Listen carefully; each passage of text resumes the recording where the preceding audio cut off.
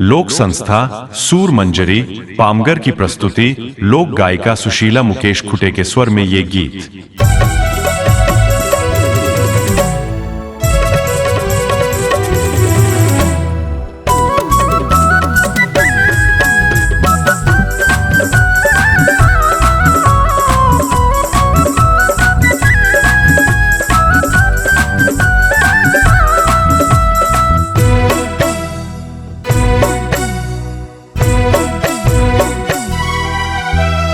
एवो मन मोहनी हर दिल जोगनी, एवो मन मोहनी हर दिल जोगनी करार होगे ना। जब ले देख्यूं पहली बार जो हीरे मोला प्यार होगे ना। जब ले देख्यूं पहली बार जो हीरे मोला प्यार होगे ना।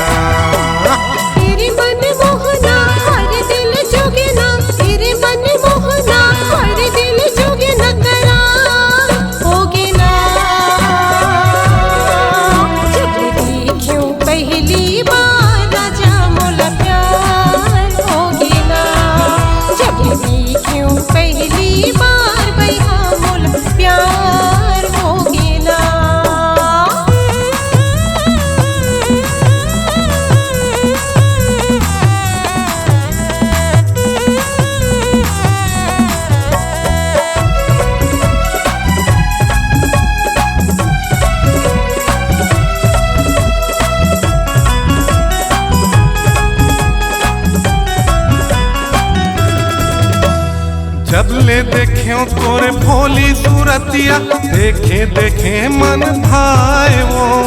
एको घड़ी मैं नहीं देखा ता तोला निकले कस लागे परान वो। एको घड़ी मैं नहीं देखा ता तोला निकले कस लागे परान वो। जब ले देख्यो तोरे भोली सूरतिया, देखे देखे मन भाए वो।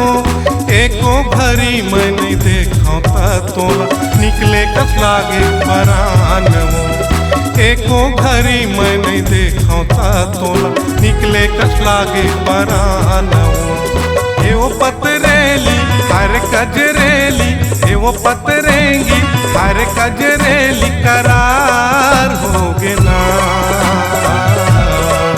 जब ले देख्यूं पहली बार रानी रे मोला प्यार होगे ना। जब ले देख्यूं पहली बार रानी रे मोला प्यार होगे ना।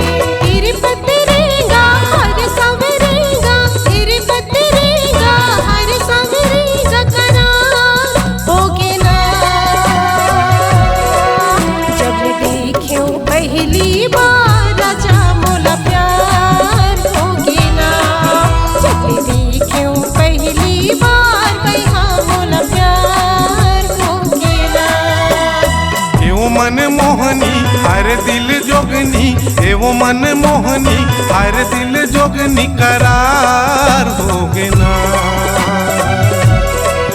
जब ले देख्यूं पहली बार जो हीरे मोला प्यार होगे ना।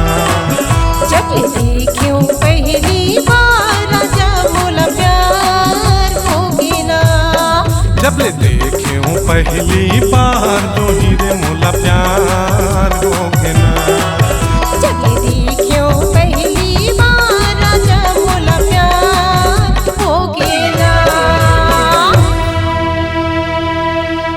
मल्टी ट्रैक डिजिटल रिकॉर्डिंग के लिए स्वर पाटन स्टूडियो, कुर्मी भवन के पास, खर्रा, पाटन दुर्ग, छत्तीसगढ़। Mobile number 6261339301।